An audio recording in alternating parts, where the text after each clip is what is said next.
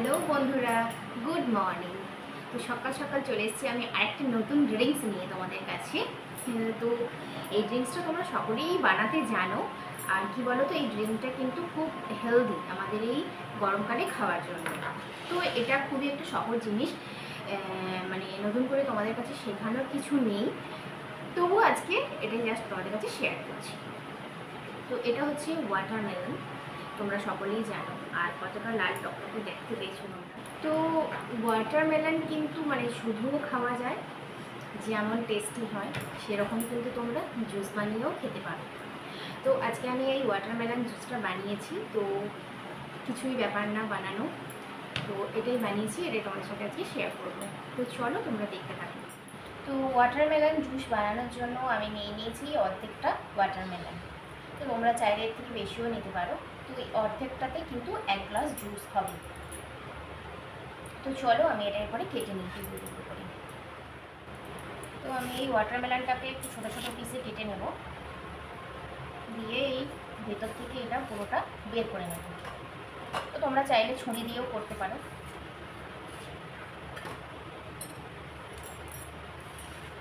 তো আমি এটা বের করে নিলাম। আর এই নিয়ে নেব একটা মিক্সার গ্রাইন্ডার, যার মধ্যে আমি এটা বানাবো। তো এর ভেতরের যে অংশগুলো এখনও দেখো বাদ পড়ে রয়েছে, তো এগুলো আমি চামচ দিয়ে তুলে নেব। দেখ এগুলোতে রয়েছে এটা তো খুব নরম হয়, তো চামচ দিয়ে তুলে নিলে খুব সহজেই উঠে যাবে। তো এই দেখো একদম সাদা হয়ে গেছে, তুলে নিয়েছি সবটাই। আর এখানের যে বীজগুলো আছে দেখতে পেয়েছো, এই বীজগুলোকেও কিন্তু হাতে করে একটু ছাড়িয়ে ফেলে দিতে হবে, মানে যে কটা ওপর থেকে দেখতে পাওয়া যাবে আর কি, তো সেরকম মতো বীজগুলোকে ছাড়িয়ে নিতে হবে। তো তারপরে এগুলোকে একটু ছোটো ছোটো করে পিস করে এই জারের মধ্যে দিয়ে দিতে হবে। তো বীজগুলো বাদ দিয়ে দিলে কী হবে, সেগুলো খাবার সময় মুখে লাগবে না। যদিও এটা বানানোর পরে ছাঁকনি দিয়ে ছেঁকে নিলেই সব থেকে ভালো হয়, এবং আমি এটা ছেঁকেই ব্যবহার করব, যাতে একটা দুটো বীজের দানাও যদি থেকে থাকে তাহলে মুখে যাতে গিয়ে খেতে অসুবিধা না হয়, তো সেই কারণে। তো আমি এটা ছোটো ছোটো করে পিস করে নিচ্ছি, তোমরা দেখতে পাচ্ছ।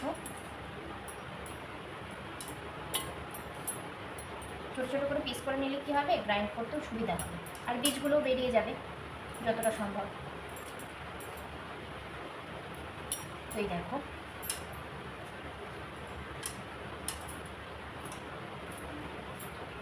তো এই ওয়াটারমেলনটা প্রচণ্ড মিষ্টি। অর্ধেকটা আছে কারণ আগের দিন আমরা অর্ধেকটা খেয়েছিলাম, আর অর্ধেকটা ছিল ছেলে বলছিল যে তাকে জুস বানিয়ে দেওয়ার জন্য, তো সেই জন্য এটাই রেখেছিলাম। তো এই দেখো এটা আমার একদম নিয়ে নিয়েছি সমস্ত কিছু, এরপরে আমি চলে যাব এটা বানানোর জন্য। চলো দেখতে থাকো। তো আমি এটার মধ্যে নিয়ে নিয়েছি দেখতে পেয়েছো, এরপরে এটাকে গ্রাইন্ড করে নেব।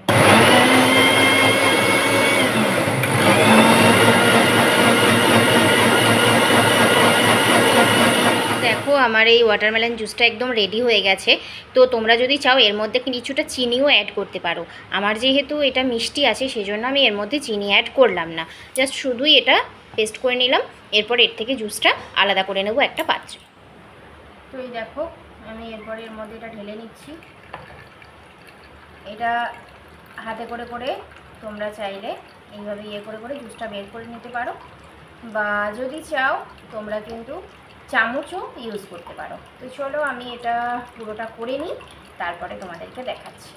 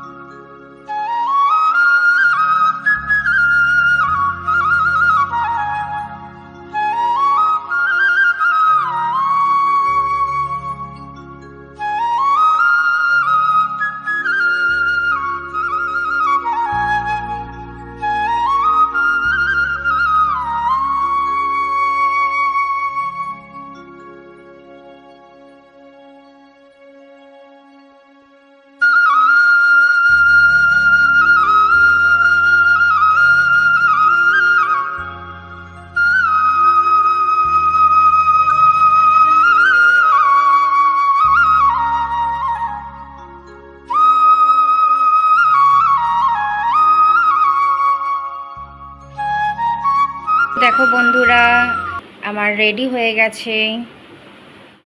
তো এইভাবে ছোট কাপ নিয়ে তার মধ্যে খানিকটা ওয়াটারমেলনের জুস ঢেলে দিয়ে, আর এরকম যদি বাড়িতে কাঠি থাকে এটা দিয়ে কিন্তু খুব সহজে আমরা আইসক্রিমও বানিয়ে ফেলতে পারি। খানিকক্ষণ ডিপ ফ্রিজে রাখলেই কিন্তু এটা আইসক্রিম হয়ে যাবে। ওয়াটারমেলন আইসক্রিম দারুণ মজাদার ব্যাপার, তাই না?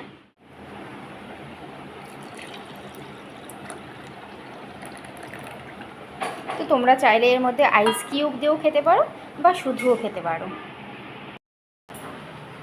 তো এই দেখো, এটা আমার একদম রেডি হয়ে গেছে। দারুণ, এত মিষ্টি কি বলবো তোমাদেরকে, মানে চিনি দেওয়ার কোনো প্রয়োজনই নেই। তো গরমের দিনে জানো যে আমাদের কিন্তু ডিহাইড্রেশনের অনেক সময় সমস্যা থাকে, আমরা মানে জল ঠিক মতো খাই না গরম হলে, আর কি শুধু জলটা খেতে অনেক সময় ভালোও লাগে না। তো তার জন্য কিন্তু আমাদের শরীরে গরমে, শুধু গরমে কেন, যে কোনো সময়তে জলটা কিন্তু ভীষণভাবে ইম্পর্টেন্ট। আর তার জন্য কি করতে পারি আমরা, কখনো গ্লুকন ডির জল খেতে পারি বা লেবু চিনির শরবত খেতে পারি।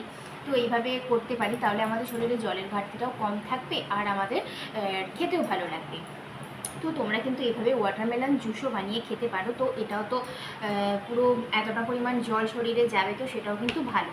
আর তার থেকেও বড় কথা হলো যে এই যে তরমুজে অনেক বীজ থাকে, সেই কারণে কিন্তু ছোট বাচ্চারা অনেক সময় খেতে পছন্দ করে না বীজ থাকার জন্য। আর সমস্ত বীজ বেছে বেছে দিয়ে খাওয়ানোটাও খুব সমস্যা হয়। তো তার কারণে একমাত্র হতে পারে তোমরা যদি এইভাবে ওয়াটারমেলন জুস বানিয়ে ওদেরকে দিতে থাকো, তাহলে কিন্তু ওরা খুব সহজেই এটা খেয়ে নেবে। আর বীজের ঝামেলা তো থাকবেই না, কারণ আমরা যেহেতু এটা ছাঁকনি দিয়ে ছেঁকে ব্যবহার করছি। তো এইভাবে বানিয়ে দিলে কিন্তু বাচ্চারা খুব সহজেই খেয়ে নেবে। তো এই ড্রিঙ্কসটা কেমন লাগলো তোমাদের অবশ্যই আমাকে কমেন্ট করে জানাতে ভুলো না। আর ভালো লাগলে লাইক এবং শেয়ার করো তোমাদের পরিবারের সাথে। সবাই খুব ভালো থেকো, আবার আসবো অন্যদিন অন্য আরেকটা ভিডিওর সাথে। ততক্ষণের জন্য টাটা।